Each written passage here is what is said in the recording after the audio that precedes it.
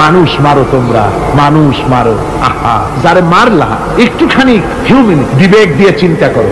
যাকে মেরেছ ওই রাত্রে তার বাড়ির কাছে যাও, ওই রাত্রে গোপনে তার বাড়ির কাছে গিয়ে দেখো তার মা কিভাবে তার সন্তানের জন্য কাঁদতেছে, মায়ের কোলটা খালি হয়েছে বলে কিভাবে কাঁদতেছে, তার বাবা কিভাবে কাঁদতেছে, তার বউ থাকলে কিভাবে ছটফট করতেছে, তার কলিজার টুকরা সন্তান থাকলে কিভাবে আব্বা আব্বা বলে কাঁদতেছে। যারে গুলি করে মেরেছো একবার বাড়ির কাছে গিয়ে কান পাতা শোনো। মনে রাখো যুবক, সন্ত্রাসীরা শুনে রাখো, অস্ত্র দিয়া মানুষকে যারা মেরেছো, আল্লাহর কসম করে বলি যেভাবে মেরেছো ওইভাবে তোমাকেও নিহত হতে হবে, কোনো সন্দেহ নাই। বাড়িতে গিয়ে ডায়েরিতে লিখে রাখো আমার কথা। কারণ বাড়িতে গিয়ে ডায়েরিতে লিখে রাখো, ডায়েরিতে লিখে রাখো, যদি তুমি কাউকে হত্যা করে তার বউকে যদি বিধবা বানায় থাকো, তোমার বউ বিধবা হবেই। তুমি যদি কারো ছেলেকে এতিম বানায় থাকো, তোমার ছেলেকে আল্লাহ এতিম বানায় রাস্তায় ভিক্ষা করায় ছাড়বে। তুমি যদি কারো বাপকে মাকে কাঁদায় থাকো, আল্লাহ রাব্বুল আলামিন তোমার মা বাপকে কাঁদাবে। তুমি যদি বেয়নটের খোঁচা দিয়া, ড্যাগারের খোঁচা দিয়া একটা মানুষকে যদি বুক ফেলে থাকো, তোমার বুকটা ঝাঁঝরা করে দেওয়ার মতো অস্ত্র আল্লাহ তৈরি করে রেখেছে। বিশ্বাস করো, বিশ্বাস করো। অননুমোদিত অস্ত্র থানায় জমা দিয়ে দাও, মসজিদে ঢোকো, নামাজ পড়ো, চরিত্রবান হয়ে যাও। তোমাদের প্রতি আমার উদাত্ত দাওয়াত, আমার বুক ভরা দরদ। তোমাদের বিরুদ্ধে আমাদের কোনো বিদ্বেষ নাই, হিংসা নাই, আছে কলিজা বড় ধরদ। দেখতে পাচ্ছি জাহান্নামের দিকে যাচ্ছে। এই পথটা কোন দিকের পথ? যারা বলেন কোথার পথ? ওই নেতাদের পিছনে আর চলো না, তওবা করো। ওই নেতাদের পিছনে আর যাবে না যারা তোমাদেরকে টাকা দেয় আর অস্ত্র দেয়, যারা তোমাদেরকে মদ দেয় আর নারী দেয়, ওদের পিছনে আর চলবে না। ওয়াদা করো। যুবকরা কি পারবে ওয়াদা করতে? ওই সব নেতাদের পিছনে জীবনে আর যাবে না। ওয়াদা করতে পারো? হাত উঁচু করে দেখাও যুবকেরা।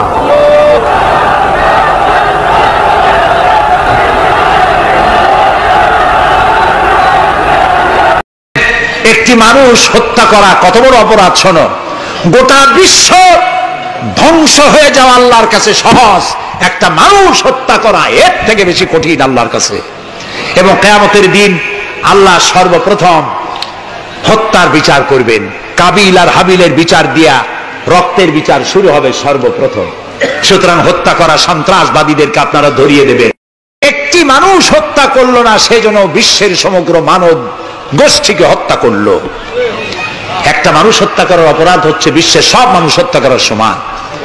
ওয়ামান আহিয়াহা, আর কেউ যদি একটি মানুষকে বেঁচে থাকার সুযোগ করে দিল, ফাকান্নামা আহিয়ান নাসা জামিয়া, সেজন্য সারা পৃথিবীর মানুষগুলিকে বেঁচে থাকার জন্য সুযোগ করে দিল। যারা মানুষ হত্যা করে তাদের শাস্তি কি? আল্লাহ তাআলা বলছেন, ইন্নামা জাযাউল লাযীনা ইউহারিবুনাল্লাহ ওয়া রাসূলাহু ওয়া ইয়াসআউনা ফিল আরদি ফাসাদান, যারা আল্লাহর এই জমিনে বিপর্যয় সৃষ্টি করতে চায়, সন্ত্রাস সৃষ্টি করতে চায়, তাদের জন্য 4 প্রকার শাস্তি। কয় প্রকার শাস্তি? কে বলতেছে? যারা বোমা মারে, যারা গ্রেনেড হামলা করে, যারা মানুষ হত্যা করে, যারা শান্তিপূর্ণ সমাজের উপরে সমাজকে বিশৃঙ্খলা সৃষ্টি করতে চায়, আল্লাহ তাআলা তাদের জন্য 4 প্রকারের শাস্তি নির্ধারণ করেছেন। আইয়ুকাত্তালু, তাদেরকে হত্যা করো, আও ইউসাল্লাবু, অথবা তাদেরকে শুল দণ্ডে দিয়ে দাও, আও তুকাত্তা আইদিয়াহুম ওয়া আরজুলিহিম, অথবা তাদের ডান হাত আর বাম হাত উল্টা কেটে দাও। হয় প্রথমে ডান পরে বাম পা, বাম হাত ডান পা, একটার উল্টা আর একটা কাটো। চতুর্থ, আও ইয়ানফাউ মিনাল আরদ, অথবা দেশ থেকে বহিষ্কার করে দাও। সুতরাং আজকে যারা সন্ত্রাসী তৎপরতা চালাচ্ছে তাদের সাথে ইসলামের কোনো সম্পর্ক নাই। পত্রিকার মাধ্যমে, এক শ্রেণীর সাংবাদিকতার মাধ্যমে এক শ্রেণীর ধর্মনিরপেক্ষ রাজনীতিবিদরা এই সমস্ত সন্ত্রাসের দোষ আলেমদের মাথায় উঠায় দিতে চেয়েছিল। আল্লাহ আমাদের রক্ষা করেছেন, আলহামদুলিল্লাহ। বাংলাদেশের সমস্ত মসজিদ, মাদ্রাসার ইমাম, শিক্ষক, আলেম, ওলামা, পীর, বুজুর্গ সব ময়দানে নেমে পড়ে প্রতিবাদ জানিয়েছে ইসলামের সাথে এর কোনো সম্পর্ক নাই, সম্পর্ক থাকতে পারে না। বিদায় হজে শুনতেছেন নবী করিম সাল্লাল্লাহু আলাইহি ওয়াসাল্লাম বক্তব্য রাখছেন। বিদায় হজে নবী করিম সাল্লাল্লাহু আলাইহি সাল্লাম বললেন, ও সাহাবীরা, আজকের কোন দিন? তারা বললেন, আজকে 9 জিলহজ, ইয়াউমে আরাফা। এটা কি মাস? তারা বললেন, জিলহিজ্জা, এটা জিলহজ মাস। যে ঘর তোমরা তওয়াফ করো, এই ঘরটা কার? সাহাবীরা বললেন, এটা আল্লাহর ঘর।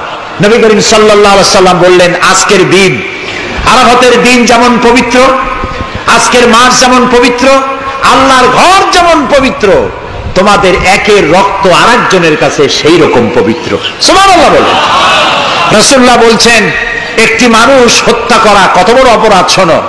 গোটা বিশ্ব ধ্বংস হয়ে যাওয়া আল্লাহর কাছে সহজ, একটা মানুষ হত্যা করা এর থেকে বেশি কঠিন আল্লাহর কাছে। তারা হচ্ছে পৃথিবীর সমস্ত সৃষ্টি জগতের মধ্যে নিকৃষ্ট হচ্ছে তারা, যারা কাফের, যারা আল্লাহকে অস্বীকার করেছে। দেখুন, কোরআন শরীফে আল্লাহ পাক এক জায়গায় বলেছেন, ওয়ালাকাদ জারা'না লি জাহান্নামা কাসীরাম মিনাল জিন্নি ওয়াল ইনস।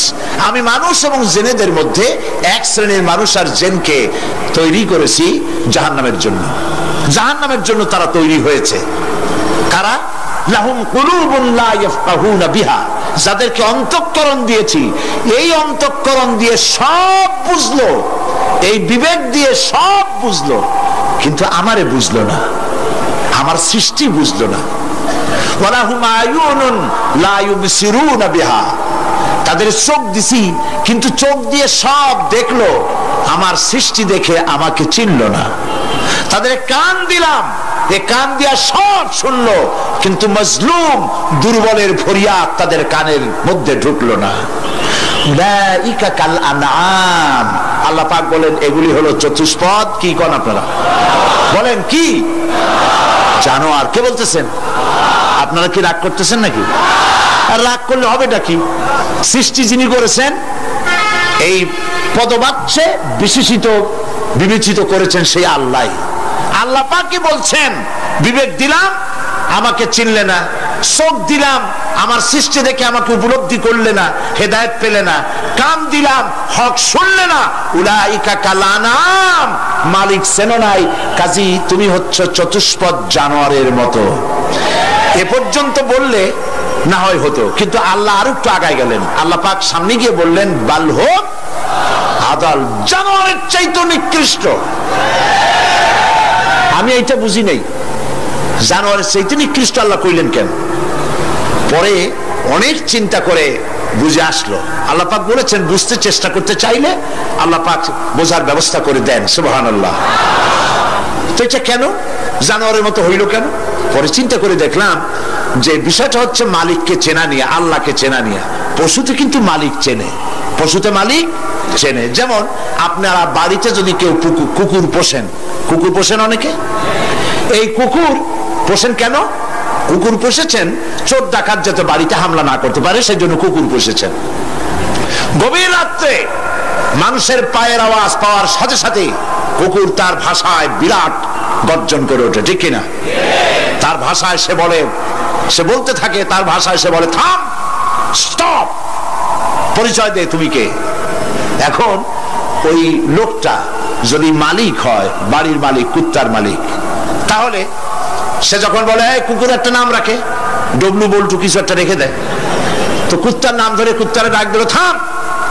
কুত্তা তখন বোঝে আমি তো ভুল করছি, এ তো আমার মালিক। কুত্তা তখন কাছে চলে যায়, গায়ে লেজ নাড়াইয়া গায়ে বুলাতে থাকে। লেজ নাড়ানো মানে কুত্তায় গ্রিন সিগন্যাল দিয়ে দিছে, আপনি যাইতে পারেন, আপনার কোনো অসুবিধা নেই বাড়িতে ঢোকার ব্যাপারে। তাহলে দেখা গেল কুত্তায় মালিক চেনে। কুত্তা কি করে? আবার যদি চোর আর ডাকাত আসে, তাহলে কুকুর ঘেউ করে ওঠার সঙ্গে সঙ্গে চোর বা ডাকাত আওয়াজ তো করতে পারবে না, তাহলে মালিক জেগে উঠবে। দৌড়াতে গেলে আর উপায় নাই, কুত্তা আবার এখন আর লেজ নাড়বে না, চাম করে পড়বে এবং কামড়ায় ধরবে তার ঠ্যাং অথবা ঘাড়, ঠিক কিনা? তাহলে বোঝা গেল কুত্তায় শত্রুও চেনে, মালিকও চেনে। কিন্তু এক শ্রেণীর নাস্তিক, তথাকথিত এক শ্রেণীর বুদ্ধিজীবী যারা আল্লাহকে অস্বীকার করেছে, সব বুদ্ধিজীবী খারাপ তা না, কিছু বুদ্ধিজীবী তো নিশ্চয়ই ভালো, ঠিক কিনা বলেন? কিন্তু এক শ্রেণীর আছে যারা আল্লাহরে চেনে নাই, ওরা কিন্তু বাড়ির ওই গৃহপালিত ওই পশুর চাইতেও নিকৃষ্ট, বালহন আদাল, জানোয়ারের চাইতেও নিকৃষ্ট। মালিককে চিনতে হবে। সেই মালিককে চেনার জন্য আল্লাহ রাব্বুল আলামিন কোরআনে কারীমের ভিতরে এই সূরাটির মধ্যে আল্লাহ পাক বলছেন আমার সাথে ব্যবসা করতে হবে এবং প্রথম কাজ হচ্ছে আমাকে চেনা, আল্লাহকে চিনতে হবে, আল্লাহ আছেন তা বিশ্বাস করতে হবে। একটি কথার ভেতরে, একটি সত্য সূরার মধ্যে আল্লাহ পাক বিষয়টি ক্লিয়ার করেছেন। আল্লাহ পাক বলেছেন কুল হুয়াল্লাহু আহাদ। সূরাটি মুখস্থ আছে কিনা? পড়েন সবাই আমার সাথে, গলা ছেড়ে দিয়ে পুরুষের মতো। কুল হুয়াল্লাহু আহাদ আল্লাহুস সামাদ লাম ইয়ালিদ ওয়া লাম ইউলাদ ওয়া লাম ইয়াকুল লাহু কুফুয়ান আহাদ। আল্লাহ পাক বলেন, বলো হে নবী আপনি বলুন আল্লাহ এক এবং একক, তিনি বেনিয়াস, কারো মুখাপেক্ষী তিনি নন, তিনি কাউকে জন্ম দেন নাই, তাকেও কেউ জন্ম দেয় নাই। আকাশ আর জমিনে আল্লাহ পাকের সমকক্ষ কেউ নাই। সুবহানাল্লাহ। এ হচ্ছে আমার আল্লাহ, এ হচ্ছে আমার আল্লাহ। কাউকে জন্ম দেন নাই, তিনিও কারো জন্মে হন নাই, তিনি কারো মুখাপেক্ষী নন, আকাশ আর জমিনে তার সমকক্ষ কেউ নাই। সুতরাং এই হচ্ছে আল্লাহ পাক, তার জাতকে, তার অস্তিত্বকে মানতে হবে, স্বীকার করতে হবে। এটা গেল এক নম্বর। দুই নম্বরের কথা হচ্ছে, যেহেতু ইমানের উপরে আমি ব্যাপক কথা আলোচনা করতে চাই ইনশাআল্লাহ, সেই জন্য খুব বেশি ব্যাখ্যা দিচ্ছি না। দুই নম্বরে হচ্ছে, আমি বলছিলাম কয়টা শর্ত? চারটে। এক নম্বর কি? আল্লাহর অস্তিত্ব। দুই নম্বরে হচ্ছে আল্লাহর গুণাবলী, গুণাবলীকে স্বীকার করা। পানিকে বিশ্বাস করতে হবে, পানি ডুবাই দিতে পারে, ভিজাইতে পারে, পানির এই ধর্ম সহকারে, এই শক্তি সহকারে পানিকে বিশ্বাস করতে হবে। পয়জনকে বিশ্বাস করতে হবে, তাকে পান করলে আমি মরে যেতে পারি। সাপে দংশন করলে মরে যেতে পারি, সাপকে এভাবে বিশ্বাস করতে হবে। বাঘকে বিশ্বাস করতে পারে, হতে হবে যে সে যে কোনো মুহূর্তে আমাকে হামলা করতে পারে। প্রত্যেক জিনিসের শক্তি সহকারে, আগুন সে জ্বালাতে পারে, পোড়াতে পারে, এই শক্তি সহকারে বিশ্বাস করতে হবে। আল্লাহরে বিশ্বাস করবেন কিভাবে? আল্লাহর গুণাবলী সহকারে। বলেন আল্লাহকে বিশ্বাস করবেন কিভাবে? তার গুণাবলী সহকারে বিশ্বাস করতে হবে। শুধু যদি বলেন আল্লাহরে বিশ্বাস করি, হবে না, আল্লাহর গুণ সহকারে বিশ্বাস করতে হবে। এক নম্বর গুণিত হচ্ছে আল্লাহ হচ্ছেন খালিক, তিনি হচ্ছেন স্রষ্টা। আল্লাহকে আমার স্রষ্টা, আমার রব, গোটা বিশ্বের রব, বিশাল আকাশের মালিক, জমিনের মালিক, বিস্তীর্ণ পৃথিবীর মালিক, সব কিছুর একচ্ছত্র মালিককে আল্লাহ পাককে স্রষ্টা হিসেবে মানতে হবে। তিনি সৃষ্টি করেছেন, তিনি রব, তিনি সৃষ্টি করেন, তিনি প্রতিপালন করেন, তিনি পূর্ণতায় পৌঁছে দেন, এই হিসাবে তিনি তাকে বিশ্বাস করতে হবে। গোটা সৃষ্টিকে প্রতিপালন করার জন্য পানি দরকার। এই পানির বন্দোবস্ত কে করেছেন? বলেন কে করেছেন? এই পৃথিবীর 4 ভাগের 3 ভাগ কি? বলেন কি? পানি। আর 1 ভাগ স্থল। এই অতিরিক্ত পানি যে আল্লাহ বানালেন, 3 ভাগ পানি 1 ভাগ স্থল, এ পানি কি খামোখা বানিয়েছেন? না, এই পৃথিবীকে বাঁচায় রাখার জন্যই আল্লাহ পাক পানি বানায় রেখেছেন, অতিরিক্ত পানি বানাইছেন। আবার ওই পানি সব জায়গায় পৌঁছতে পারবে না বলে আল্লাহ বিরাট জলাধার বানিয়েছেন, সমুদ্র, মহাসমুদ্র, বিরাট বিরাট দরিয়া, এতে পানি সব জায়গায় পৌঁছবে না বলে আল্লাহ পাক আবার খাল বানিয়েছেন, নদী বানিয়েছেন, বিল বানিয়েছেন, হাওর বানিয়েছেন, মাটির পরতে পরতে আল্লাহ পাক পানি রেখে দিয়েছেন। সুবহানাল্লাহ। তারপরে এতেও হবে না, সেই জন্য আল্লাহ পাক আবার সমুদ্র থেকে পানিগুলি তুলে মেঘমালায় পরিণত করে বৃষ্টির আকারে ফোঁটা ফোঁটা পানি দিয়ে কোথায় কোথায় শুকনা একটা বালুকণা আছে তাকেও খুঁজে বার করে পানি দিয়ে আল্লাহ পাক সিক্ত করে দেন, ভিজায় দেন। হচ্ছে আল্লাহ। তার এই প্রতিপালনের শক্তি সহকারে, গুণ সহকারে তাকে বিশ্বাস করতে হবে। সবকিছুর স্রষ্টা তিনি, মালিক তিনি। ওই আল্লাহ রাব্বুল আলামিন, তার গুণাবলী সহকারে বিশ্বাস করতে হবে। তার গুণ হচ্ছে তিনি খালিক, তিনি মালিক, তিনি রাজ্জাক, সকলের খাবার তিনি পৌঁছান। কারো খাবার তিনি, পৃথিবীতে যত প্রাণী তৈরি করেছেন সকলের খাবারও তিনি তৈরি করে দিয়েছেন। আল্লাহ পাক বলেছেন ওয়া মা মিন দাব্বাতিন ফিল আরদি ইল্লা আলাল্লাহি রিজকুহা। পৃথিবীর ভিতরে এমন কোন প্রাণী নাই, এমন কোন জীব নাই যার রিস্কের দায়িত্ব আমি আল্লাহ গ্রহণ করি নাই। সুবহানাল্লাহ। সকল প্রাণী জগতের খাবার কে তৈরি করেছেন? খাবার পৌঁছাচ্ছেন কে? একটা দৃষ্টান্ত দেই, যেহেতু আজকে এই বিষয় আমি বলবো না, একটা দৃষ্টান্ত দেই বোঝার জন্য। আপনারা মুরগির ডিম দেখছেন নিশ্চয়ই, অন্যান্য পাখির ডিমও দেখেছেন। এই ডিমের ভিতর থেকে বাচ্চা হয় ডিমের কোন অংশ দিয়ে? ভেতরের কুসুমটা দিয়েই কি হয় বলে? বাচ্চা হয়। বাচ্চা যখন ডিমের ভিতরে হলো তখন তার প্রাণ আসছে। এই প্রাণ আসার পর, প্রাণ আসার সাথে সাথে বাচ্চার ক্ষুধার উদ্রেক হয়েছে। খাবেটা কি? ডিমের ভিতরে খাবার পৌঁছতে গেলে ডিম তো ফেটেই যাবে, বাচ্চা মরে যাবে। এখন খাবারটা দুনিয়ার কোন বিজ্ঞানী ডিমের পেটের মধ্যে, ডিমের মধ্যের বাচ্চাকে খাবার পৌঁছতে পারবে কি? তাহলে ওই ডিমের মধ্যে বাচ্চাটাকে খাবার কে দেন? কিভাবে দেন দেখছেন আপনারা? কুসুমের বাইরে যে সাদা অংশটা থাকে এটা হচ্ছে প্রোটিন, এটা হচ্ছে খাদ্য।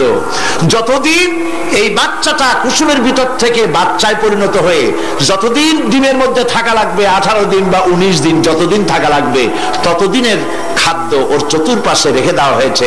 সবটুকুন খেয়ে খেয়ে যেদিন তার সবটা সাদা অংশ খাওয়া হয়ে গেল, তখন ঠোঁট দিয়ে পাতলা পর্দাকে ফাটায় দিয়া পৃথিবীর মাঝে বেরিয়ে আসে। এই বাচ্চাটির খাবার কে দিয়েছে? আল্লাহ পাক। সমস্ত প্রাণীর খাদ্য তিনি পৌঁছে দিয়েছেন, কোন জিনিস তিনি বাকি রাখেন নাই। আল্লাহকে বিশ্বাস করতে হবে, তিনি রাজ্জাক, তিনি খালেক, তিনি রব, তিনি স্রষ্টা। এই আল্লাহ পাকের যে 99টি নাম আছে, সমস্ত নাম হচ্ছে গুণবাচক নাম। এই গুণবাচক নাম দিয়ে তার গুণ সহকারে তাকে বিশ্বাস করতে হবে। গেল 2 নম্বর। কয়টা বলেছিলাম শর্ত? 3 নম্বর হচ্ছে আল্লাহ পাকের ক্ষমতা। আল্লাহরে বিশ্বাস করবেন ক্ষমতা দিয়ে। কি দিয়ে বিশ্বাস করবেন? ক্ষমতা দিয়ে। কি ক্ষমতা? আল্লাহ রাব্বুল আলামিন,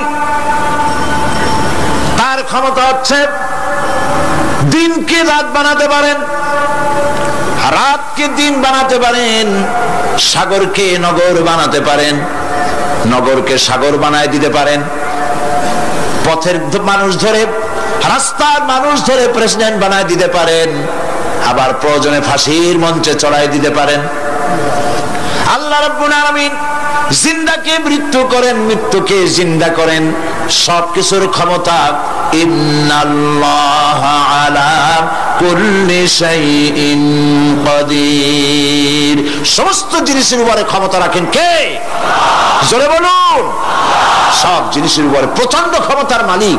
এই ক্ষমতা অ্যাপ্লাই করার জন্য আল্লাহ রাব্বুল আলামিনের কোনো বাটন টেপা লাগে না, সেনাবাহিনী ডাকার দরকার হয় না। শুধু বলেন 2টা অক্ষর। বলেন তো কি? মাশাআল্লাহ, আপনাদের ওয়াজ শুনেই মজা আছে, কারণ আপনারা বোঝেন। শুধু 2টা অক্ষর, কোন হও, সাথে সাথে হয়ে যায়। এটা 2টা ব্যাখ্যা আছে। একটা হচ্ছে যেটা আল্লাহ পাক এখনই চান সেটা কোন বলার সাথে সাথে তখনই হয়, আবার যেটা এখন চান না, কিছু পরে, সেটার জন্য কোন বলার সাথে সাথে সেটার হওয়ার প্রক্রিয়া শুরু হয়ে যায়। সুবহানাল্লাহ। দেখেন না, এই যে ভারতের আনজার, ভুজ, আহমেদাবাদ, এইখানে আল্লাহ অবিশ্বাসী লোক যারা, তারা বলে প্রকৃতির লীলা খেলা। প্রকৃতি এটা কি কোনো জানোয়ারের নাম যা আল্লাহর অবাধ্য? আল্লাহ যা বলে তা শোনে না, এক জায়গায় কাঁপাই দিয়ে সব ভেঙে চুরে শেষ করে দেয়, অথবা বন্যা হয়ে সব ডুবাই দেয়। প্রকৃতি কোনো জানোয়ারের নাম নয়।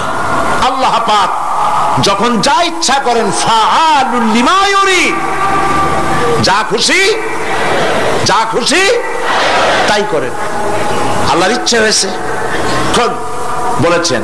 সঙ্গে সঙ্গে এ পর্যন্ত খবর যা পাওয়া গেছে, মৃতের সংখ্যা 2 লাখের উপরে। আল্লাহ পাক ইচ্ছে করলে সব জায়গায় এটা করে দিতে পারেন। আমি ভূমিকম্প কেমনে হয় আমি সেটা দেখেছি। আজ থেকে কয়েক বছর আগে ক্যালিফোর্নিয়া, আমেরিকার একটি স্টেট, লস অ্যাঞ্জেলেসে ভূমিকম্প হয়েছিল। ওই দেশে রাস্তা আছে দোতলা, তিনতলা, চারতলা, ফ্লাইওভার গুলি তিনতলা, চারতলা পর্যন্ত। এই দৃশ্যটা ওয়াশিংটনের নাসা, যেখানে মহাশূন্য গবেষণাগারের কয়েকটা অফিস আছে, তার একটি অফিস আছে ওয়াশিংটনে। সেইখানে আমাকে নেওয়া হলো এবং আমি দেখলাম বিরাট স্ক্রিন, সেই পর্দায় দেখানো হলো ভূমিকম্পের দৃশ্য। দরিয়ার ভিতরে পানি যেমন রোলিং হয়, তুফান হয়, এইভাবে করে যখন ভূমিকম্প শুরু হলো তখন ক্যালিফোর্নিয়ার রাস্তাঘাট, মাটিগুলি, বিল্ডিংগুলি দেখতেছিলাম মাটির মধ্যে দরিয়ার মতো তুফান হচ্ছে এরকম করে। পাটিসাপটা পিঠা আপনারা দেখেছেন বা ডিমের মামলেট দেখেছেন, এইটা যেমন জড়ায় দোতলা, তিনতলা রাস্তাগুলি একটার পর একটা পেঁচাইয়া, দুমড়ে মুচড়ে মুহূর্তের ভিতরে, 1 মিনিট তো নয়, কয়েক সেকেন্ডের ভিতরে সব শেষ হয়ে গেল, লন্ডভন্ড হয়ে গেল। এইখানে কোনোদিন মানুষের বসতি ছিল বলে তার কোনো প্রমাণ নাই, কিন্তু দুর্ভাগ্যজনক সত্য এই, মানুষ এগুলি চোখে দেখে তারপরেও বিশ্বাস করতে পারে না। কপাল পোড়া, এগুলো কি কপাল পোড়া, বিশ্বাস করতে পারে না। ক্ষমতায় যে যখন থাকে তখন চতুর্দিকে অন্ধকার দেখে, মনে করে যে এ ক্ষমতা আর আমার হাত থেকে যাবে না, যা খুশি তাই করব। কিন্তু তোমাকে নিয়ন্ত্রণ করার আরেকজন আছেন, আছেন কিনা?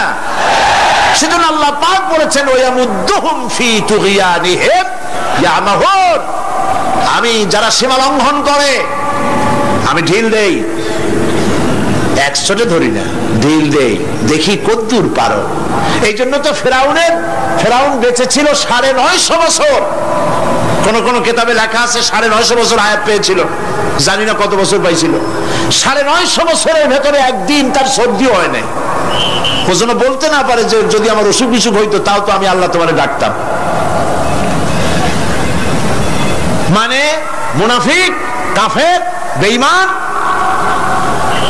অহংকারী, আল্লাহ সুযোগ দেন, পাপিষ্ঠকে সুযোগ দিয়ে দেন। এই কথা যেন বলতে না পারে যে আল্লাহ আর যদি 6টা মাস সময় পাইতাম তাহলে আমি ভালো হয়ে যেতাম, এরকমও সুযোগ দেওয়া হয় না। ঠিক আছে, করতে থাকো, দেখি কদ্দূর পারো। তারপরে যখন সীমা লঙ্ঘন করে করে একদম প্রান্তে এসে যায়, তখন দড়ির অপর প্রান্ত কার কাছে? কার কাছে? ঘুড়ি যত উপরেই ওড়ে, ঘুড়ির লাটায় ওর পেছনে একটা সুতা আছে, সেই সুতাটা আরেকজনের হাতে, ঠিক না? ঘুড়ি যতই মনে করুক যে আমি পাল্লা দিয়ে মঙ্গল গ্রহে যাব, যেখানে ঘুরি সেখানে যাব, ঘুড়ির এই অহংকার মিশে বেশি দূরে যেতে পারবে না, যেহেতু তোমার পেছনে একটা দড়ি আছে, সেই দড়িটা আরেকজনের হাতে। এই দড়িতে যখন টান দেওয়া হবে, কাছে ফিরে আসতে হবে, যেখান থেকে উৎপত্তি সেখানেই ফিরে আসতে হবে। সুতরাং আল্লাহ পাকের এই প্রচন্ড ক্ষমতাকে বিশ্বাস করতে হবে যে তিনি বিরাট ক্ষমতার মালিক। ফকিরকে আমির বানান, আমিরকে ফকির বানান, আবার প্রয়োজনে ইচ্ছে করলে পথের লোক ধরে, কেউ চেনে না কেউ শোনে না, আল্লাহ পাক ধরে নিয়ে বাদশা বানান, আবার যখন আল্লাহ নারাজ হন তখন ফাঁসিতে ঝুলায় দেন। পারেন কিনা? পারেন কিনা? প্রচন্ড ক্ষমতার মালিক তিনি। আল্লাহ পাককে বিশ্বাস করার জন্য 4টি শর্তের, আল্লাহর অস্তিত্বে বিশ্বাস, গুণাবলীতে বিশ্বাস, ক্ষমতায় বিশ্বাস, 4 নম্বরে হচ্ছে তার হুকুম এবং আহকামে বিশ্বাস। আল্লাহ পাক যে সব আদেশ করেছেন, নিষেধ করেছেন, সেগুলি মানতে হবে। আল্লাহ যা হুকুম করেছেন তা মানতে হবে, যা নিষেধ করেছেন তার থেকে ফিরতে হবে। তাহলে বোঝা যাবে যে আপনি আল্লাহকে বিশ্বাস করেছেন। আল্লাহর বিশ্বাস করি কিন্তু আল্লাহর আইন মানি না, এই বিশ্বাসের কোনো দাম আছে? বলেন, দাম আছে? আল্লাহকে বিশ্বাস করি অথচ ইসলামকে বলি মৌলবাদ, ইসলামের কাজ যারা করে তাদেরকে বলি মৌলবাদী। আর যাই হোক, এগুলো মুসলমান না, এগুলি মুনাফিক। এগুলি কি? এই জন্য আল্লাহ পাক বলছেন জাহান্নামের কঠিন শাস্তি থেকে বাঁচার জন্য আমার সাথে ব্যবসা করো। কার সাথে? এই ব্যবসার মধ্যে 3টা পুঁজি, تؤمنون بالله ورسوله وتجاهدون في سبيل الله بأموالكم وأنفسكم ذلكم خير لكم إن كنتم تعلمون আমার সাথে ব্যবসা করো, সেই ব্যবসার পুঁজি হলো তিনটি। পুঁজি কয়টা বলেছি? কয়টা? একটাও এখনো শেষ হয়নি। প্রথমে বলেছিলাম আল্লাহর প্রতি ঈমান, 2 নম্বরে রাসূলের প্রতি ঈমান, 3 নম্বরে এখনই ভুলে গেলেন? জোরে বলেন কি? এখন আল্লাহর প্রতি ঈমান আনলে পরে উপকার কি কি কি উপকার হয় সেটা শোনার দরকার কিনা? ফায়দা ছাড়া তো মানুষ কাজ করে না, ফায়দা হইতে হবে, লাভ হইতে হবে। ঈমান, আল্লাহর প্রতি ঈমান আনলে অনেক লাভ। তার মধ্যে কয়েকটা লাভের কথা আজকে আমি বলবো ইনশাআল্লাহ। বলেন ইনশাআল্লাহ। বলবো কিনা? কয়েকটা লাভের কথা বলি, আমি আশা করি ফায়দা হবে ইনশাআল্লাহ। বলি ইনশাআল্লাহ। 1 নম্বরের ফায়দা, আল্লাহর উপর ঈমান আনলে মুখস্থ করেন, কাগজ কলম থাকলে লিখে নেন, আর না হয় মনে মনে মনে রেখে দেন, মেমোরিতে ধরে রাখেন। আল্লাহর উপর ঈমান আনার 1 নম্বরের লাভ হচ্ছে আত্মমর্যাদার সৃষ্টি হয়। যারা আল্লাহর উপর ঈমান আনে তাদের আত্মমর্যাদার সৃষ্টি হয়, পার্সোনালিটি, শখসিয়ত তৈরি হয়। এমন শখসিয়ত হয়, শখসিয়ত মানে কি? পার্সোনালিটি। পার্সোনালিটি মানে কি? ব্যক্তিত্ব। ব্যক্তিত্ব তৈরি হয়। সে কোনো পাগল শ্রেণীর লোক হয় না, তার চলায়, তার বলায়, তার ওঠায় ব্যক্তিত্বের ছাপ ফুটে ওঠে। এই ব্যক্তিত্বের পরিস্ফুটনের কথা বিশ্বকবি বলেছেন। কে বিশ্বকবি? আল্লামা ইকবাল রহমতুল্লাহ আলাইহি। আল্লামা ইকবাল রহমতুল্লাহ আলাইহি তিনি বলছেন, খুদি কো কর ইতনা বুলন্দ, खुदी को कर इतना बुलंद कि हर तकदीर लिखने के पहले खुदा पूछे बंदे को बता तेरी रज़ा क्या है। নিজের ব্যক্তিত্বের পরিস্ফুটন এভাবে গড়ে তোলো, পার্সোনালিটি, শখসিয়ত এভাবে তৈরি করো যাতে আল্লাহ পাক তোমার তকদির লেখার সময় তোমারে জিজ্ঞেস করে, বান্দা তুই বল তোর তকদিরটা আমি কিভাবে লিখবো। সুবহানাল্লাহ বলেন। এটাই হচ্ছে ঈমানের প্রথম কথা। ঈমান জানে তার মধ্যে মর্যাদার সৃষ্টি হয়, সে কোনো কিছুকে ভয় পায় না, আত্মমর্যাদা আসে। কারণ ঈমান আনার আগে, খুব খেয়াল করুন, ঈমান আনার আগ পর্যন্ত সে ভয় করত সাপকে, তাই সাপকে পূজা করত। সে ভয় পেত পাথরকে, তাই পাথর পূজা করত। সে ভয় পেত সূর্যকে, তাই সূর্যকে পূজা করত। সে ভয় পেত পানিকে, তাই পানি পূজা করত। ভয় পেত আগুনকে, তাই আগুনকে পূজা করত। ভয় পেত বিরাট গাছ, ওইটারই পূজা করত। যেটা বড় ওইটারই পূজা করত। কিন্তু ওর জানা নাই এর থেকে বড় এগুলি সৃষ্টি, এর থেকে যিনি সৃষ্টি করেছেন, সৃষ্টির শক্তি বেশি না স্রষ্টার শক্তি বেশি? তো পাগলের মতো এগুলোর সামনে মাথা নত করো কেন? এই জন্যে ঈমান আনার আগে তার মধ্যে ব্যক্তিত্ব ছিল না। যেখানে যা দেখেছে মাথা নত করেছে, পূজা করেছে, অর্চনা করেছে। কিন্তু কোরআন তাকে শোনায়েছে, ইন্নাল্লাযীনা তাদউনা মিন দুনিল্লাহি ইবাদুন আমসালুকুম। আল্লাহ পাক বলেন, আমাকে বাদ দিয়ে এরা যেই সব জিনিসের পূজা করে, মাথা নত করে এবং ওদের কাছে শক্তি আছে বলে মনে করে, তোমাদের জেনে রাখা উচিত ওরা তোমার মতো আমার গোলাম। আল্লাহর প্রতি ঈমান আনায় মানুষ বিনয় এবং বিনম্র প্রকাশ করে, সে অহংকারী হতে পারে না। আল্লাহর উপরে যে ঈমান আনে সে অহংকারী হইতে পারে না, কারণ আল্লাহ বলে দিয়েছেন, ইয়া معشر الجن والإنس إن استطعتم أن تنفذوا من أقطار السماوات والأرض فانفذوا لا تنفذون إلا بسلطان। যারা অহংকারী, যারা স্বৈরাচারী, যারা জালিম, আল্লাহ পাক তাদেরকে বলছেন, হে পৃথিবীর মানুষেরা, জেনেরা, যদি সম্ভব করতে পারো আমার আইন ভালো লাগে না, আমার ইসলাম পছন্দ হয় না, আমার আলেম ভালো লাগে না, আমার কোরআন ভালো লাগে না, অবস্থা যদি এমনটি হয়, বেরিয়ে যাও, বেরিয়ে যাও।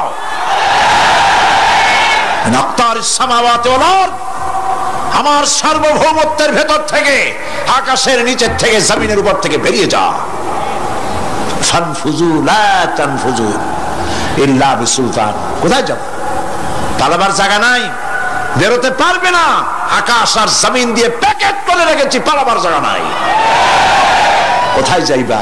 জুলুমের হাত যত আছে করতে থাকো, আর আল্লাহ রাব্বুল আলামিন দেখতেছেন।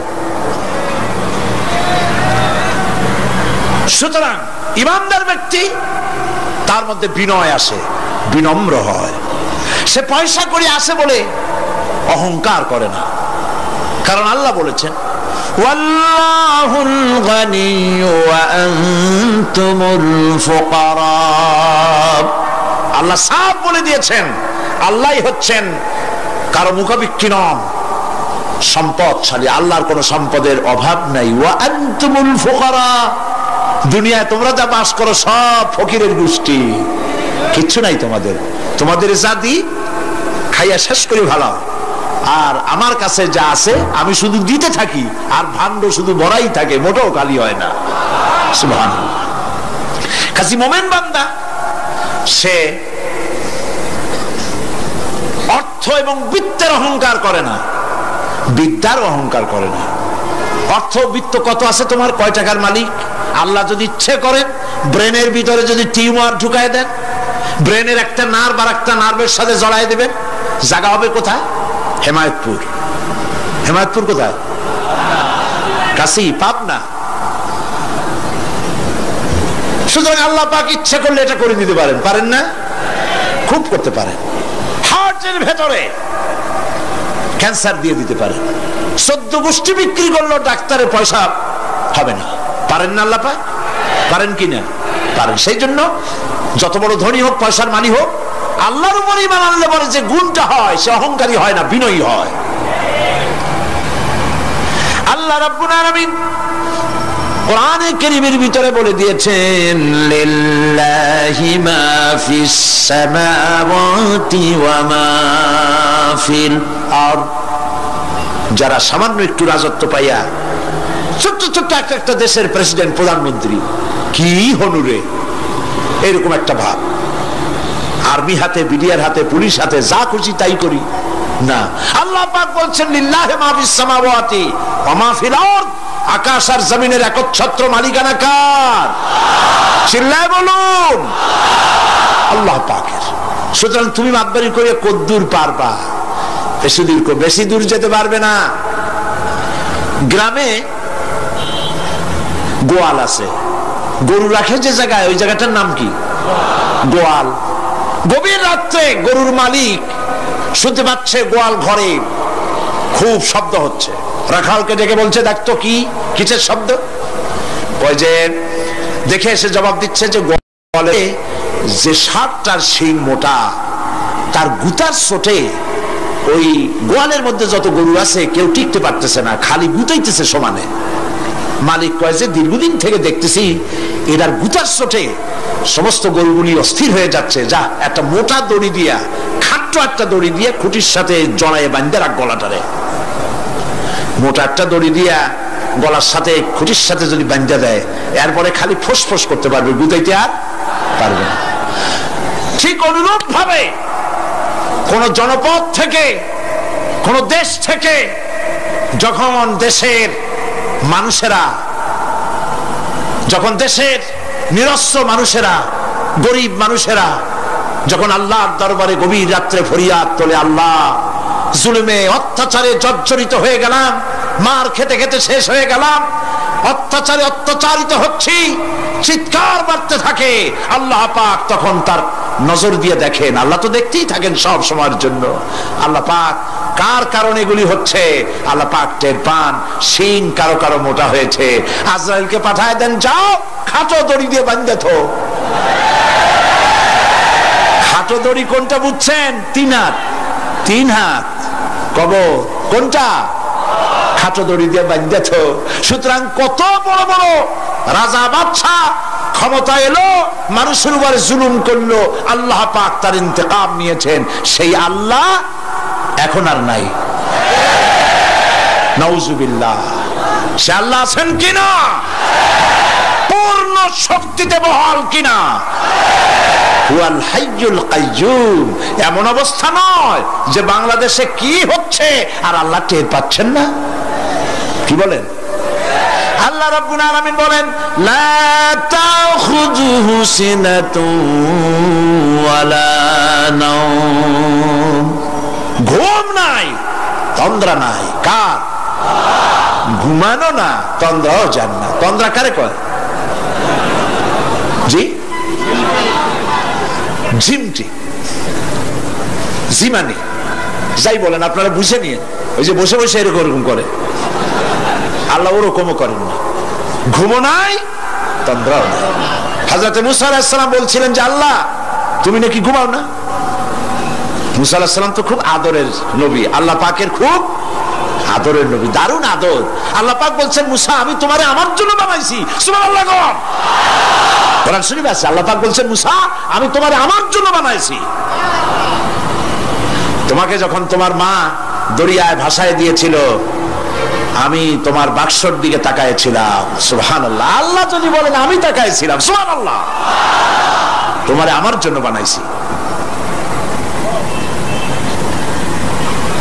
সুতরাং হযরত মুসা আলাইহিস সালাম তিনি বলছেন আল্লাহ পাককে খুব আদরের নবী, তো আল্লাহ তুমি নাকি ঘুমাও না?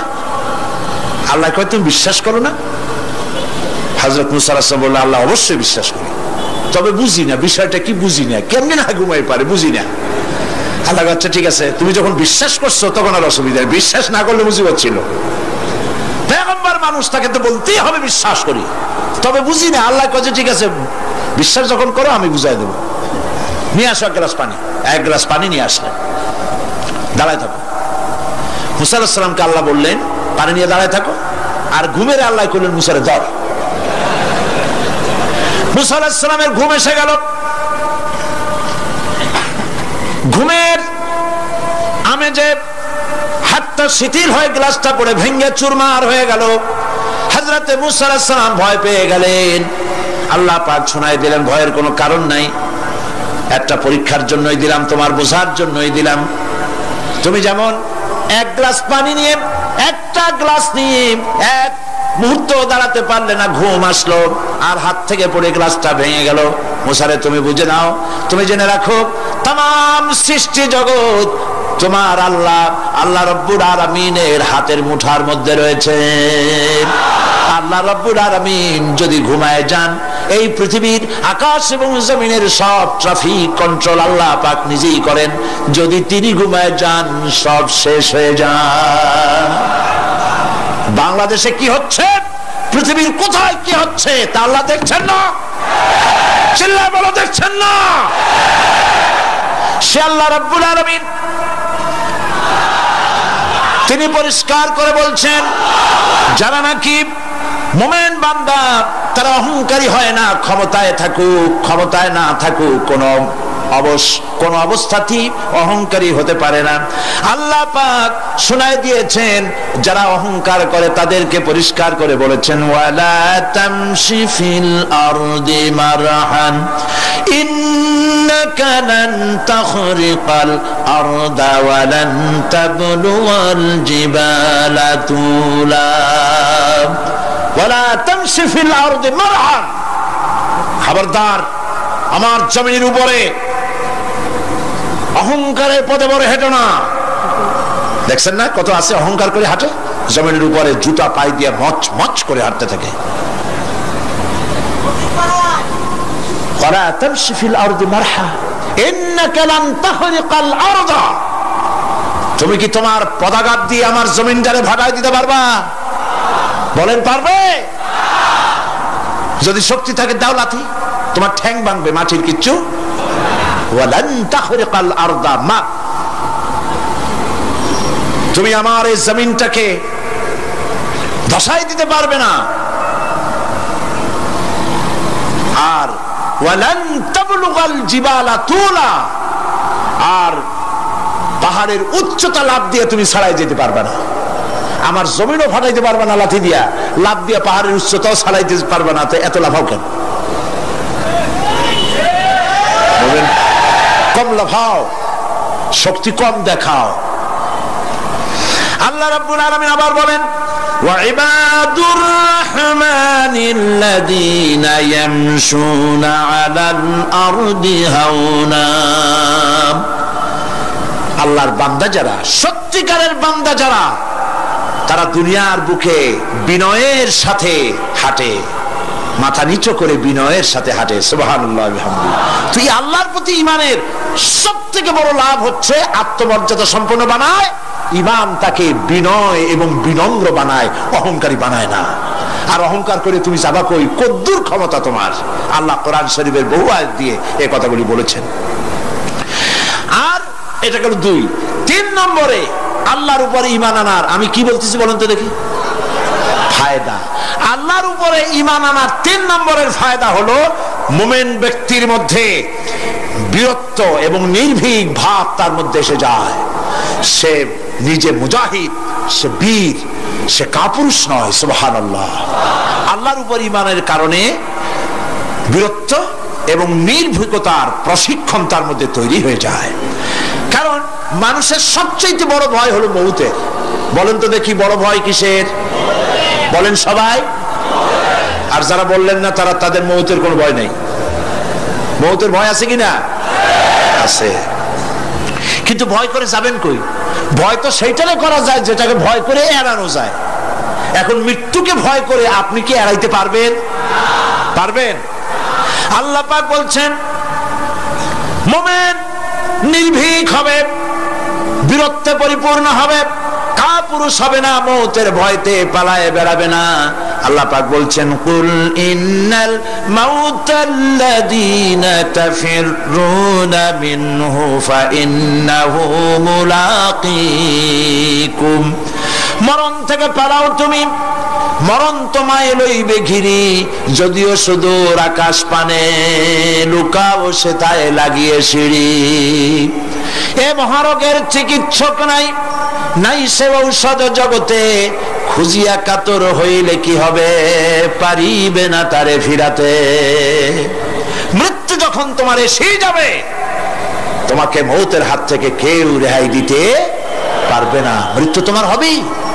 সুতরাং মৌত যখন হবে তখন তাকে ভয় করে তো কোনো লাভ নাই। আর মৃত্যু কোথায় হবে, কখন হবে, আমরা কেউ জানি না। জানেন? ওয়ামা তাদরি নাফসুম বিআইয়ি আরদিন তামুত। কোন মাঠে, কোন ময়দানে কখন মৌত হবে কারো জানা নাই। এই গত নভেম্বর মাসের শেষ দিকে আমি লন্ডন সফর করেছিলাম। এক ভাইয়ের কাছে শুনলাম, আমি অবাক হয়ে গেলাম। তিনি পত্রিকা দেখে আমাকে বলেছেন, এক লোক 8 তলা থেকে 8 তলা বিল্ডিং এর ছাদের উপর পড়ে গেছে। 8 তলা বিল্ডিং এর ছাদের উপর থেকে পড়িয়া তার কিছু হয়নি, হাত পাও ভাঙে নাই, মরেও নাই, খালি কিছু চামড়া টামড়া ছিঁড়ে গেছে। তাড়াতাড়ি অ্যাম্বুলেন্স আসছে, অ্যাম্বুলেন্সে তাকে নিয়ে গেছে, হসপিটালে নিয়ে যাবে চামড়াগুলো সেলাই করে দেওয়ার জন্য। অ্যাম্বুলেন্সে উঠাইয়া তাড়াতাড়ি অ্যাম্বুলেন্স আসছে। দরজা যেভাবে লাগাইছে দরজাটা ভালোভাবে লাগে নাই। দেখেন না, মাইক্রোবাসে বা অ্যাম্বুলেন্সে অনেক সময় দরজা এরকম মারে, মারার পরে অনেক সময় লাগে না, যার জন্য ড্রাইভার বলে যে দরজাটা ভালো করে লাগায় নেন। ঠিক না? দরজাটা ভালো করে লাগে নাই। সামনে চলতে গিয়ে এই গাড়িটার ব্রেক কষতে হয়েছে ড্রাইভারের কোনো কারণে। যেই না ব্রেক কষেছে, আর অমনি দরজা যেটা লাগছিল না ভালো করে, দরজাটা খুলে গেল। আর রুগীটা 8 তলা কাছে পড়ছিল, ওইটা ছিল পাশে, সে ছিটকে গিয়ে রাস্তায় পড়লো। আর একটা বাস সামনের থেকে এসে মাটিতে তাকে চ্যাপ্টা করে দিয়ে চলে গেল। শুনিয়া আমার মুখ থেকে বেরিয়ে গেল, আল্লাহু আকবার। বলেন আল্লাহু আকবার। কি আল্লাহ পাকের কি প্রচন্ড ক্ষমতা, কি ইচ্ছা তার। মৃত্যুর জন্য সময় লাগবে, জায়গাও লাগবে, দুটো জিনিস এক হতে হবে। আল্লাহর যাকে যে মৃত্যু দিবেন, মৃত্যুর জন্য সময় এবং জায়গা দুটোর কম্বিনেশন হতে হবে। 8 তলা থেকে পড়বে ঠিক, কিন্তু মরবে না। আজরাইল অপেক্ষা করতেছে রাস্তায়, বাস আসবে যখন। 8 তলা থেকে পড়লো, অবিশ্বাস্য ভাবে লোকটা বেঁচে গেল। আর হসপিটালে তার যাওয়া হলো না, গাড়ির দরজা খুললো, রাস্তা দিয়ে পড়লো, আজরাইল দ্রুত তার কাম সেরে চলে গেল। সুতরাং মুমিন ব্যক্তি আল্লাহর উপর ঈমান আনার কারণে দুর্জয় মনোবল সৃষ্টি হয়। কাপুরুষ জীবনে কয়েকবার মরে, সাইকেলের টায়ার বাস্ট হয়েছে শুনে বেহুশ হয়, তারপরে ট্রাকের টায়ার বাস্ট হয়েছে শুনলে কানের তারা ফেটে যায়, বোম বাস্ট হয়েছে আওয়াজ শুনে হার্ট ফেল করে, পাতিশিয়ালের ডাক শুনলে কোনো হুঁশই থাকে না। এই হচ্ছে কাপুরুষদের কাজ। আর ইমানদার ব্যক্তি এগুলি পরোয়া করে না। তার জানা আছে যে আমার নির্ধারিত সময়ের এক মুহূর্ত আগে আমার মউত হবে না। তো মউত যখন আমার জন্য অবধারিত, দুনিয়ায় আসছি যখন, মউত যখন হবেই, সেই মউত বিড়ালের মতো হোক তা কি চান? পাতিশিয়ালের মতো হোক তা কি চান? আমি তো বলি যে বিড়ালের মতো 500 বছর বেঁচে থাকার কোনো লাভ নাই, সিংহের মতো 5 মিনিট বাঁচুন। মির্জাফরের মতো 50 বছর বেঁচে থাকায় লাভ নাই, খালিদ বিন ওলীদের মতো, সিরাজউদ্দৌলার মতো বেঁচে থাকুন।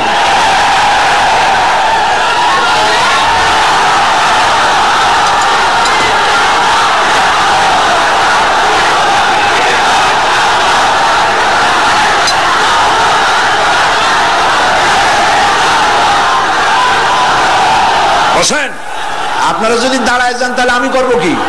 বসেন বসেন। সেই জন্য এই ক্ষণস্থায়ী জীবনকে কেন সেই অনন্ত সুখময় জীবনের জন্য উৎসর্গ করে দেব না, যা আল্লাহর কাছে পাওয়া যাবে কিয়ামতের দিন। দেখেন, মৃত্যু হওয়া উচিত মুসলমানদের, শাহাদাতের মউত হওয়া উচিত। কি মউত হওয়া উচিত? আল্লাহকে আজকে প্রাণ খুলে বলি, আল্লাহ জীবন তো নিবাই, সুতরাং জীবন যখন নিবা, মউতটা শাহাদাতের মউত তুমি আমাদের দান করে দিও। কাপুরুষের মতো মরতে চাই না, শাহাদাতের মউত চাই। সুবহানাল্লাহ বলেন, আমিন বলেন। মুমিন ব্যক্তি তার বড় ফায়দা, সে সাহসী হয়। সুবহানাল্লাহ বলেন। দেখেন, বুখারী শরীফের হাদিস, যুদ্ধের জন্য, বদরের যুদ্ধ, রাসূল সাল্লাল্লাহু আলাইহি ওয়াসাল্লাম সৈন্যদেরকে রিক্রুট করছেন, কিন্তু কথা বলতে গিয়ে রাসূল করিম সাল্লাল্লাহু আলাইহি ওয়াসাল্লাম দাওয়াত দিচ্ছেন, কিন্তু মনে মনে চিন্তাও করছেন যে সামান্য কিছু লোক, অস্ত্রপাতি কম, এই জিহাদের অবস্থাটা তারা কিভাবে নেবে। একজন যুবক সাহাবী দাঁড়ায় গেলেন, তার নাম মিকদাদ রাদিয়াল্লাহু তাআলা আনহু। যুবক, এই পৃথিবীতে যুবকদের ইসলামের সবচাইতে অবদান কাদের? চিল্লায় বলো। যুবকদের অবদান সবচাইতে বেশি। হযরত মিকদাদ রাদিয়াল্লাহু তাআলা আনহু তিনি দাঁড়ায় গেলেন, তিনি বললেন, ইমদি বিনা ইয়া রাসূলুল্লাহ হাইসুমা তাশা। হাদিস, হে রাসূল, আপনি আমাদেরকে নিয়ে চলুন। কত সৈন্য তারা আসতেছে, কত অস্ত্র নিয়ে আসতেছে, এটা আমাদের ভাববার বিষয় নয়। আপনি আমাদের নিয়ে চলুন, হাইসুমা তাশা আয় হাইসুমা আমারাকাল্লাহ। আল্লাহ আপনাকে যেদিকে আমাদের নিয়ে যাইতে কয়, আপনি সেই দিকে আমাদের নিয়ে চলুন। ইন্না লা নাকুলু লাকা কামা ক্বালা বনু ইসরাঈল লিমূসা আলাইহিস সালাম, ইযহাব আনতা ওয়া রাব্বুকা ফাকাতিলা ইন্না হাহুনা কায়িদুন। অর্থাৎ, হে রাসূল, আমরা বনি ইসরাইলের মতো বলবো না। শোনেন, আমরা বনি ইসরাইলের মতো বলবো না যে মুসা, তুমি এবং তোমার আল্লাহ এই দুইজনে গিয়ে ফেরাউনের বিরুদ্ধে যুদ্ধ করো, আমরা যাবো না, আমরা বসে থাকবো। এই কথা আমরা বলবো না। আমরা মুসা আলাইহিস সালামের উম্মত নই, আমরা মুহাম্মদ সাল্লাল্লাহু আলাইহি ওয়াসাল্লামের উম্মত। বরং আমরা বলবো, বাল ইযহাব আনতা ওয়া রাব্বুকা ফাকাতিলা ইন্না মাকুমা মুকাতিলুন। বরং আমরা বলবো, আপনি চলুন, আমরা আপনার সাথে আল্লাহর হুকুম মাফিক লড়বো, জিহাদ করব। ততক্ষণ পর্যন্ত মা দামাত আইনুম মিন্না তাতাররাফ, যতক্ষণ পর্যন্ত আমাদের চোখের পাতা নড়তে থাকে, ততক্ষণ আপনার সাথে থেকে কাফেরের বিরুদ্ধে লড়াই করে যাব। জীবনের পরোয়া তারা করেন নাই, জীবনের পরোয়া করেননি। হুজুর সাল্লাল্লাহু আলাইহি ওয়াসাল্লাম দারুণ ভাবে খুশি হয়ে গেলেন। হুজুর হেজিটেট ফিল করছিলেন যে এই সামান্য কিছু লোক, অস্ত্র নাই, পাতি নাই, এতগুলি লোকের বিরুদ্ধে যুদ্ধ করতে যাবে। যুবকের মুখে এই কথা শুনে হুজুর দারুণ খুশি হলেন। আল্লাহর নবী বললেন, কুমু বিনা ইলা জান্নাতিন জান্নাতুন আরদুহা কারদিস সামাওয়াতি ওয়াল আরদ। ও সাহাবীরা, তোমাদের মনোভাব যখন এই, তোমাদের মানসিকতা যখন এই, চলো আমার সাথে বেহেশতের দিকে, সেই জান্নাতের দিকে যেই জান্নাত আল্লাহর আকাশ আর জমিনের চাইতে অনেক প্রশস্ত। চলো আমার সাথে বেহেশতে, সুবহানাল্লাহ, চলো আমার সাথে জান্নাতে। ফাকামা উমাইর বিন হামাম ওয়া কানা ইয়াকুলু আত-তামার। হযরত উমাইর নামক একজন যুবক দাঁড়ায় গেলেন এবং তিনি হাতে কতগুলি খোরমা ছিল, সেই খোরমাগুলি তিনি চিবোচ্ছিলেন।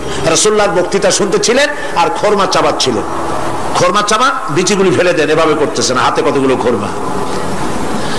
হযরতে উমাইর বলছেন, অকালা বাখ বাখ, অর্থাৎ আয় আযমাহু আয় আহসানাহু। হে রাসূল, আপনি কি সুন্দর কথা বললেন। আপনার সাথে লড়াই করতে যাব কাফেরদের বিরুদ্ধে, সেই লড়াই করলে এমন বেহেশত পাবো যে বেহেশত হবে আকাশ আর জমিনের চাইতেও প্রশস্ত। তাহলে ওয়াল্লাহি হাত্তা আকুলাহুন্না ইন্নাহা লাহায়াতুন তাবিলা। তাহলে আমার হাতে যে খোরমাগুলি আছে, এই সমস্ত খোরমাগুলি খেতে গেলে কিন্তু অনেক সময় লেগে যাবে। এত সময় বেহেশতে যাওয়ার জন্য আমি তো তর সহ্য করতে পারবো না। ফারামাবিহিন্ন, হাতের সব খোরমা ভাড়ায় দিলেন, যুদ্ধে ঝাঁপায় পড়লেন। অনেকক্ষণ কাফেরদের বিরুদ্ধে লড়াই করে হযরত উমাইর শাহাদাত বরণ করলেন। রাসূলুল্লাহ তার লাশের কাছে গিয়ে আঙ্গুল দিয়ে ইশারা করে বললেন, ইন্নাকা মিন আহলিহা। উমাইর, তুমি যেই বেহেশতে যাওয়ার জন্য খোরমাগুলি খাওয়ার সময় পাচ্ছিলে না, তাড়াতাড়ি করে খোরমাগুলি হাত দিয়ে ফেলে দিয়েছিলে, আমি আল্লাহর রাসূল, আমি সাক্ষী দিচ্ছি অবশ্যই আল্লাহর সেই জান্নাত তোমার জন্য অবধারিত। মুমিন ব্যক্তি সে কখনো মৃত্যুর ভয়ে উদ্দেশ্য হাসিল থেকে চুপ করে বসে থাকে না। সে ভয় করে কেবলমাত্র কাকে? সে মৃত্যুর ভয়। মৃত্যু হবেই, এবং আমার জন্য বিশ্বাস রাখতে হবে, আমার জন্য যদি কোনো বুলেট এর উপরে আমার নাম লেখা থাকে, পৃথিবীর সমস্ত মানুষ আমাকে পাহারা দিয়ে সেই বুলেট থেকে আমাকে রক্ষা করতে পারবে না। আর যদি কোনো বুলেটে আমার নাম লেখা না থাকে, সারা পৃথিবীর সমস্ত মানুষ বৃষ্টির মতো গুলি বর্ষণ করলেও একটি গুলিও আমাকে বিদ্ধ করতে পারবে না। এটার নাম হলো ঈমান। এটার নাম কি? এই ঈমান পেলাম কোথায়? কোথায় পেলাম? কোরআন শরীফে। কোথায় পেয়েছি? আল্লাহ রাব্বুল আলামিন বলেন, ওয়ামা হুম বিদাররিনা বিহি মিন আহাদিন ইল্লা বিইজনিল্লাহ। একথা সুস্পষ্ট, আল্লাহর অনুমতি ব্যতিরেকে বান্দার কোনো ক্ষতি সাধন কেউ করতে পারে না। জোরে বলেন সুবহানাল্লাহ। কেউ কারো কোনো ক্ষতি করতে পারবে না। যেটা ক্ষতি যদি কিছু থাকে কিসমতে, ওটা তো মুকদ্দার ছিল, তকদির ছিল, সেটাই হবে, এর বাইরে কিছুই হবে না। সুতরাং মুমিন ব্যক্তি সে সাহসী হবে, সে কখনো চিন্তা করবে না মৃত্যুর ভয়ের। উদ্দেশ্য হাসিলের জন্য হয় শরীরের পতন, না হয় মন্ত্রের সাধন, ডু অর ডাই, সে আল্লাহর জন্য তার জীবন দিতে প্রস্তুত থাকবে। কারণ আল্লাহ রাব্বুল আলামিন বলেছেন, ইন্নাল্লাহা আশতারা মিনাল মুমিনিনা আনফুসাহুম ওয়া আমওয়ালাহুম বিআন্না লাহুমুল জান্নাহ। আল্লাহ পাক বলেন, আমি আমার মুমিনের জান আর মালকে আমি খরিদ করে নিয়েছি, বিনিময়ে আমার বান্দাকে আমার জান্নাত দান করে দিয়েছি। জোরে কোন সুবহানাল্লাহ। মুমিনের জান আর মালকে নিয়েছেন, বিনিময় কি দিবেন? জান্নাত দান করে দিবেন। এটা হলো মুমিনদের আল্লাহর প্রতি ঈমান আনার জন্য 3 নম্বরের কোয়ালিটি। 4th নম্বরে আল্লাহর উপর ঈমান আনলে 4 নম্বরের যে ফায়দাটা, সে ফায়দা হচ্ছে আশাবাদ এবং মানসিক প্রশান্তি। আল্লাহর প্রতি একটা নির্ভরতা এবং আশার সৃষ্টি হয়ে যায়, সে কখনো নিরাশ হয় না। কারণ একটা মানুষ পাপ করলো, চুরি করেছে, ডাকাতি করেছে, জেনা করেছে, হত্যা করেছে, শয়তানি করেছে, বদমাশি করেছে, সব করেছে, এখন শয়তান তাকে ওয়াসওয়াসা দিতে পারে। সেই জন্য আল্লাহ রাব্বুল আলামিন বলেছেন, লা তাকনাতু মির রাহমাতিল্লাহ, বান্দারে আমার রহমত থেকে নিরাশ হয়ে যেও না। আল্লাহর রহমত, বান্দা তোমার গুনাহ কতটুকু? তোমার গুনাহ যদি হয় পাহাড় সমান, আমার রহমত আকাশ সমান। তোমার গুনাহ যদি হয়ে যায় আকাশ সমান, তাহলে আমার রহমত তো আমার আরশে আজিমকে ছাড়াই গেছে। সুবহানাল্লাহ, সুবহানাল্লাহ বলুন। সুতরাং মুমিন বান্দার এই আশা থাকে। গুনাহ মানুষে করেই, গুনাহ করা স্বাভাবিক। আল্লাহ পাক বলেছেন, যে ব্যক্তি গুনাহ করে আর এরপরে আমার কাছে মাফ চায়, আমি তাকে ক্ষমা করে দেই, মাফ করে দিই। সুবহানাল্লাহ। সুতরাং ইমানদার লোকদের আশা হয়, দুরারোগ্য ব্যাধি তাকে ধরেছে, সে হতাশ হবে না, মরে যাওয়ার জন্য প্রতীক্ষায় সে সময় গুনবে না, বরং তার মনের মধ্যে আশার সঞ্চার হবে, আমার রোগ আল্লাহ ভালো করে দিতে পারেন না? আমাদের জাতির পিতা কি নাম কি? হযরত ইব্রাহিম আলাইহিস সালাম। কোরআন শরীফের ভিতরে তার কথা আল্লাহ পাক কোট করে দিয়েছেন। আমাদের জাতির পিতা হযরত ইব্রাহিম আলাইহিস সালাম বলেছেন, আল্লাযী খালাকানি ফাহুয়া ইয়াহদিন, আল্লাহ তিনি আমাকে সৃষ্টি করেছেন, তিনি আমাকে রাস্তা দেখান।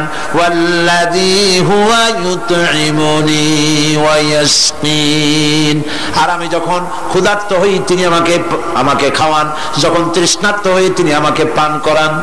ওয়া ইযা মারিতু ফাহুয়া ইয়াশফিন, আর যখন আমি অসুস্থ হই, রোগাক্রান্ত হই, আল্লাহ রাব্বুল আলামিন তখন আমাকে রোগ মুক্ত করে দেন। সুবহানাল্লাহ। আমার অসুখ হলে কে রোগ মুক্ত করেন?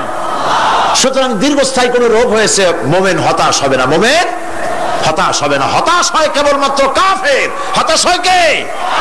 মুমিন কখনো হতাশ হয় না।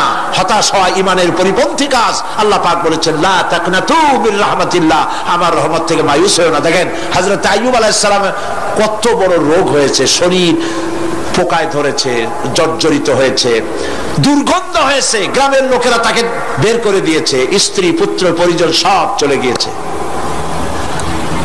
এমনকি জিহ্বায় যখন পোকা ধরল, হযরত আইয়ুব আলাইহিস সালাম আল্লাহ রাব্বুল আলামিনের দরবারে ফরিয়াদ করলেন, আন্নী মাসসানিয়াদ-দুররু ওয়া আনতা আরহামুর রাহিমিন।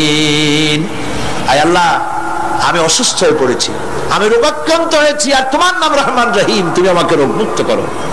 হযরত আইয়ুব আলাইহিস সালাম আল্লাহর দরবারে ফরিয়াদ করলেন, রব্বুল আলামিন সারা শরীরে পোকায় জর্জরিত হয়ে গেছে, এখন আমার জিহ্বায় পোকা ধরেছে, মাবুদ গো আমি তোমার কাছে ফরিয়াদ করি, আমার জিহ্বায় পোকা দিও না, কারণ জিহ্বাটাও যদি নষ্ট হয়ে যায় তাহলে তোমার মতো আল্লাহর জিকির আমি কি দিয়া করব।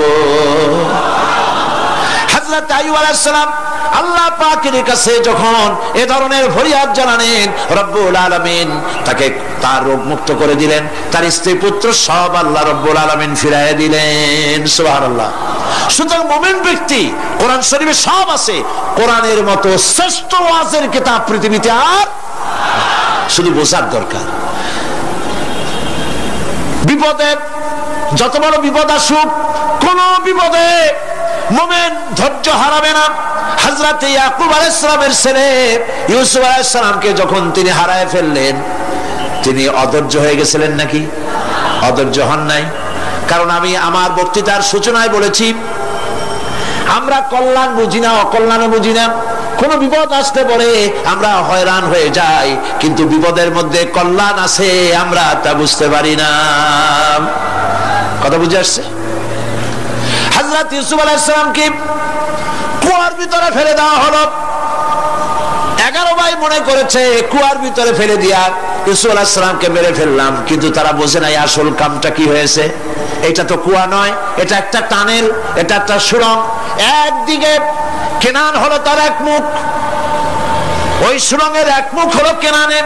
কেনান ইউসুফ আলাইহিস সালামকে ফেলে দেওয়া হলো কুয়ার ভিতরে মারার জন্য, কিন্তু আল্লাহ পাকের ইচ্ছা ইউসুফ আলাইহিস সালাম মরবে না।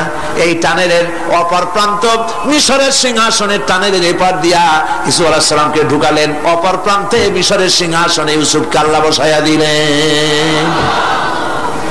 হযরত ইয়াকুব ছেলের জন্য অধৈর্য হলেন না। যখন তিনি খবর পেলেন ছেলে বাগে খেয়ে ফেলেছে, তিনি তখন বলেছেন ফাসাবরুন জামিলুন আসাল্লাহু আইয়াতিয়ানি বিহিম জামিআ ইন্নাহু হুয়াল আলিমুল হাকীম। ফাসাবরুন জামিল, আমি উত্তম ভাবে ধৈর্য ধারণ করলাম এবং আমি বিশ্বাস করি আল্লাহ রাব্বুল আলামিন আমার হারানো সবকিছু আমাকে ফিরাই দিবেন। বহু বছর পর যখন হযরত ইউসুফ আলাইহিস সালাম প্রেসিডেন্ট হয়েছেন মিশরের, 11 ভাই গেল সেখানে সাহায্য আনার জন্য। সেই ঘটনা তো শোনাবো না, এমনি বলে যাচ্ছি। এরপরে তিনি তাদেরকে পরিচয় দিলেন, ওরা ভয় পেয়ে গেল।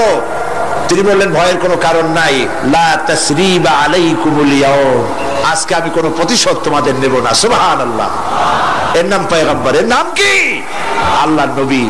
আমি আজকে কোনো প্রতিশোধ তোমাদের নেব না, তোমরা যাও। পিতার অবস্থা তিনি জানলেন, কাঁদতে কাঁদতে পিতার চোখ দুটো নষ্ট হয়ে গেছে। ইয়াকুব আলাইহিস সালাম, হযরত ইউসুফ আলাইহিস সালাম বললেন যাও। নিজের জামাটা খুললেন, গায়ের জামা খুলে বললেন ভাইরা আমার এই জামা নিয়ে যাও, আর আমার আব্বার চোখের উপরে এই জামাটা রেখে দিও। ছেলেরা যখন হযরত ইউসুফ আলাইহিস সালামের জামা নিয়ে মিশর থেকে রওনা করেছে, গল্প নয়, উপন্যাস নয়, আল্লাহ পাক এই কোরআন শরীফের সূরা ইউসুফে বলেছেন জামা নিয়ে মিশর থেকে রওনা করেছেন। কোথায় মিশর আর কোথায় কেনান? কেনানে বসে হযরত ইয়াকুব আলাইহিস সালাম বলছেন তোমরা যদি আমাকে মতিভ্রম পাগল যদি মনে না করো তাহলে একটা কথা বলি, আমার নাকে এখন আমি ইউসুফের গন্ধ পেতেছি। তোমরা যদি আমাকে মতিভ্রম না করো তাহলে আমি বলি আমি কিন্তু ইউসুফের গন্ধ পেতেছি। সুবহানাল্লাহ। হযরত ইউসুফ আলাইহিস সালামের জামা এনে ভাইরা যখন হযরত ইউসুফের চোখের উপরে রেখে দিলেন, হযরত ইয়াকুবের দুটো চোখ সাথে সাথে আল্লাহ ভালো করে দিলেন। ফাসাবরুন জামিল, ধৈর্য ধরো। ঈমানদার ব্যক্তি আশার উপরে তার জীবন বাঁচে, কারণ যত বড় বিপদ আসুক না কেন আশ্রয় পাওয়ার একটা জায়গা আছে, তার নাম হলো আল্লাহ। নাম কি? বলেন আল্লাহ। সবাই বলেন আল্লাহ আল্লাহ আল্লাহ আল্লাহ। হযরত ইউনূস আলাইহিস সালাম মাছটাকে গিলে ফেলে দিল, মাছটাকে গিলে মাটির অতল তলদেশে চলে গেছে। এত বড় বিপদ পৃথিবীর কোন মানুষের হতে পারে নাকি? বলেন, কি বলেন? মাছের পেটের ভিতরে জানালা নাই, দরজা নাই, বেরোবার কোনো পথ নাই, মাছ গেছে পানির অতল তলদেশ। আল্লাহ পাক কোরআন শরীফের ভিতরে মানুষকে শোনান, আল্লাহ ওয়াজ করছেন। সুবহানাল্লাহ বলেন। আল্লাহ পৃথিবীর মানুষকে ওয়াজ করছেন, দুনিয়ার মানুষকে শোনান। আমার ইউনূস তো ধৈর্য হারা হয় নাই। ওয়াজান্নুন ইয যাহাবা মুগাদিবান ফাযান্না আন লান নাকদিরা আলাইহি ফানাদা ফিয যুলুমাতি আন লা ইলাহা ইল্লা আনতা সুবহানাকা ইন্নী কুনতু মিনাজ জালিমিন। ফানাদা ফিয যুলুমাত, জামায়ে কাসীর, ত্রিবিধ অন্ধকারের ভেতর থেকে হযরত ইউনূস আলাইহিস সালাম চিৎকার মারলেন। মাছের পেটের অন্ধকার, পানির অন্ধকার, রাতের অন্ধকার, ত্রিবিধ অন্ধকারের ভেতর দিয়ে মাছের পেটের মধ্য দিয়ে ইউনূস আলাইহিস সালাম চিৎকার মারলেন। অধৈর্য হন নাই, হাত ফেল করেন নাই। তিনি বলছেন, পড়েন আমার সাথে, লা ইলাহা ইল্লা আনতা সুবহানাকা ইন্নী কুনতু মিনাজ জালিমিন। তুমি ছাড়া কোনো ইলাহ নাই, কোনো পোষ্য নাই, মাবুদ নাই। তোমার পবিত্রতা ঘোষণা করছি। আমি জালিমদের অন্তর্ভুক্ত হয়ে গেছি। ইউনূস আলাইহিস সালাম যখন কাঁদতেছিলেন, আল্লাহ রাব্বুল আলামিন সেই কান্না শুনেছিলেন কিনা বলেন? শুনছিলেন কিনা? শুনতে পেয়েছিলেন কিনা? পানির ভিতরে কেউ শোনে নাই, মাছের পেটের ভিতরে ইউনূস আলাইহিস সালাম কিভাবে চিৎকার করছেন, মাছের পেটের ভিতরের আওয়াজ পানির ভিতরে কেউ শোনে নাই, জমিনের কেউ শোনে নাই, অন্তরিক্ষে কেউ শোনে নাই, সাত আকাশের ভিতরে কেউ শোনে নাই, কিন্তু আরশে আজিমের মালিক আল্লাহ রাব্বুল আলামিন শুনতে পেয়েছেন। সঙ্গে সঙ্গে রব্বুল আলামিন জবাব দিলেন, ফাস্তাজাবনা লাহু ওয়া নাজ্জাইনাহু মিনাল গাম্মি ওয়া কাযালিকা নুনজিল মুমিনিন। পড়েন, ফাস্তাজাবনা লাহু ওয়া নাজ্জাইনাহু মিনাল গাম্মি ওয়া কাযালিকা নুনজিল মুমিনিন। আমি ইউনূসের ডাকের জবাব দিলাম। কে বলতেছেন? বড় করে বলেন, কে বলছেন? আল্লাহ। সুবহানাল্লাহ। আপনারা কি ভয় পাইছেন? ভয় পেয়েছে মুসলমান? আল্লাহ রাব্বুল আলামিন বলেন, আমি আমার ইউনূসের ডাকের জবাব দিলাম। শুধু জবাব দেই নাই, আমি ইউনূসকে তার মাছের পেটের ভিতর থেকে বাঁচাই দিলাম। মাছের পেটের মধ্যে বেদনা শুরু হয়ে গেল, এমন বেদনা হয়েছে মাছ এখন বমি না করে পারে না। কথা বুঝতে পেরেছ? মাছ এখন বমি না করে পারে না। পানির উপরে মাছ ভেসে উঠল। আল্লাহ কোরআন শরীফের ভিতরে বলছেন, মাছ সাতরায়া কিনারায় চলে গেল, ইউনূস আলাইহিস সালামকে বমি করে ফেলে দিল। ইউনূস আলাইহিস সালাম বেঁচে গেলেন। আল্লাহ পাক বলেন, শুধু ইউনূসকে বাঁচাইলাম না, বরং আমি সকলের জন্য আশার বাণী শোনাই, শোনো মুমিনেরা, ওয়া কাযালিকা নুনজিল মুমিনিন। মুমিন বান্দা যারা, যত বড় বিপদ আসুক আমারে ডাকো, আমি বিপদ দিয়ে বাঁচাই দেব। সুবহানাল্লাহ। বিপদ থেকে আমি বাঁচাই দেব। আল্লাহ পাক বলেছেন, ফাইন্না মাআল উসরি ইউসরান, ইন্না মাআল উসরি ইউসরা। জেনে রাখো, দুঃখ এবং কষ্টের পরে রয়েছে সুযোগ সুবিধা, আর অসচ্ছলতার সাথে রয়েছে উদার সচ্ছলতা। যত বড় বিপদ আসছে, এই বিপদের পরেই আল্লাহ পাক তার গোলামদের উপরে রহমত নাজিল করবেন ইনশাআল্লাহ। সুতরাং ঈমানদার লোকেরা, তাদেরকে আল্লাহ পাক বলছেন, কোনো ভয় নাই, কোনো চিন্তা নাই, যত বড় বিপদে পড়ো আমারে ডাকো, আমি ডাকের সাড়া দিয়ে দেব। সবাই আল্লাহরে ডাকেন, সুবহানাল্লাহ ওয়ালহামদুলিল্লাহ লা ইলাহা ইল্লাল্লাহ। জোরে পড়েন, সুবহানাল্লাহ ওয়ালহামদুলিল্লাহ লা ইলাহা ইল্লাল্লাহ, সুবহানাল্লাহ ওয়ালহামদুলিল্লাহ লা ইলাহা ইল্লাল্লাহ,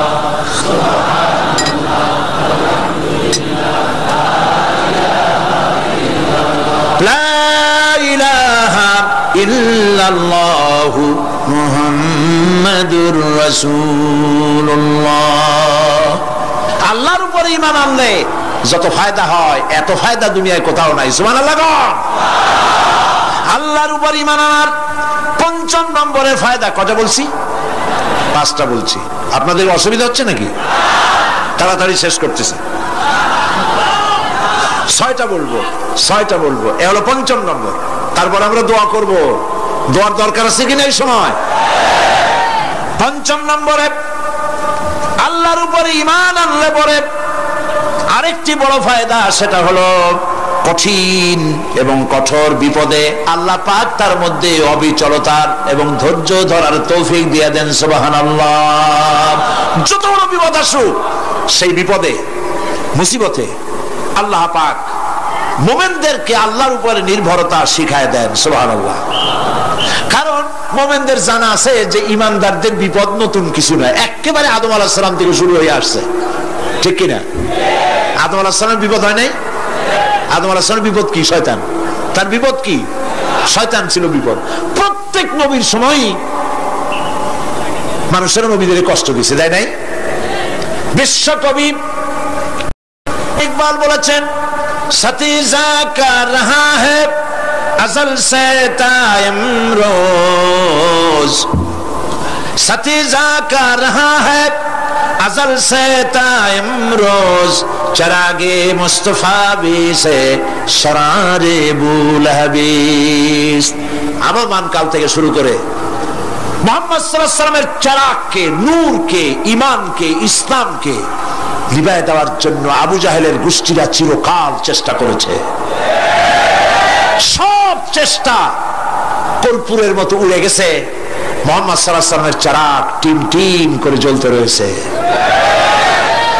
আল্লাহ পাক বলছেন, ইউরিদুনা লিইউতফিউ নূরাল্লাহি বিআফওয়াহিহিম ওয়াল্লাহু মুতিম্মু নূরিহি ওয়ালাউ কারিহাল কাফিরুন। ওরা চায় মুখের ফু দিয়া, কারা? কাফেরেরা, ইসলাম সহ্য করতে পারে না যারা, ওরা চায় মুখের ফু দিয়া আমার আলোটাকে নির্বাপিত করে দেবে। আল্লাহ পাক বলেন, ওয়াল্লাহু মুতিম্মু নূরি, আমি আমার নূরকে পূর্ণতা দান করব, তাতে কাফির বেঈমানদের মনের ভিতরে যত জ্বালা হোক, যন্ত্রণা হোক, ওদের কলজা যত পুরুক, ইসলাম তার বিজয় পতাকা নিয়ে উড়বেই, কেউ ঠেকাতে পারবে না। আল্লাহ রাব্বুল আলামিন, আল্লাহ পাক বলছেন, ওয়া কাযালিকা জাআলনা লিকুল্লি নাবিয়্যিন আদুওয়াম মিনাল মুজরিমিন, আর এমনি করে আমি সকল নবীর শত্রু বানিয়েছি সব পাপিষ্ঠ অপরাধ প্রবণ লোকদের। শুনছেন কথা? শোনেন নাই? আল্লাহ পাক বলছেন, দুনিয়ার সব নবীদের, তাদের জন্য আমি শত্রু বানাইছি কাদেরকে? যারা সবথেকে বেশি পাপিষ্ঠ অপরাধ প্রবণ। এরা হচ্ছে নবীর দুশমন, এরা সব নবীদের সাথে দুশমনি করেছে। আজও দেশের আলেমদের সাথে দুশমনি করে সবচাইতে বড় পাপিষ্ঠরা। এটা কোরআন, এটা কি কোরআন? জোরে বলেন, এটা কি? আল্লাহ রাব্বুল আলামিন বলছেন, ওয়া কাযালিকা জাআলনা লিকুল্লি নাবিয়্যিন আদুওয়াম মিনাল মুজরিমিন, সব পাপীরা, পাপিষ্ঠরা আমার দ্বীনের দাওয়াত যারা দেয় তাদেরকে জীবনের দুশমন মনে করে। কেন? শোনেন, আমি কার ওয়াজ শোনাচ্ছি? কার ওয়াজ শোনাচ্ছি? আমার আল্লাহর ওয়াজ। অপরাধটা কি? নবীদের বিরুদ্ধে, নবীর ওয়ারিস ওয়ারাসাতুল আম্বিয়া কারা, তো তাদের বিরুদ্ধে তাদের অপরাধটা কি? তাদের অপরাধ সম্পর্কে আল্লাহ নিজে বলেন, ওয়ামা নাকামু মিনহুম ইল্লা আইয়ুমিনু বিল্লাহিল আজিজিল হামিদ। এদের বিরুদ্ধে অ্যাকশন নেওয়ার আর কোনো অপরাধ ওদের নাই। ওদের একমাত্র অপরাধ, ওরা আল্লাহর জমিনে আল্লাহর আইন প্রতিষ্ঠা করতে চায়। এটাই হচ্ছে অপরাধ। এই অপরাধে নবীদের শাস্তি হয়েছে, নবীরা মার খেয়েছেন, সাহাবায়ে কেরাম মার খেয়েছেন। আমরা তো সাহাবায়ে কেরামের জুতার ধুলার সমান নই, সুতরাং এগুলি আমাদের পাওনা। এই রক্তের বিনিময়, জীবনের বিনিময় আল্লাহ পাক তার দ্বীনকে প্রতিষ্ঠা করবেন ইনশাআল্লাহ।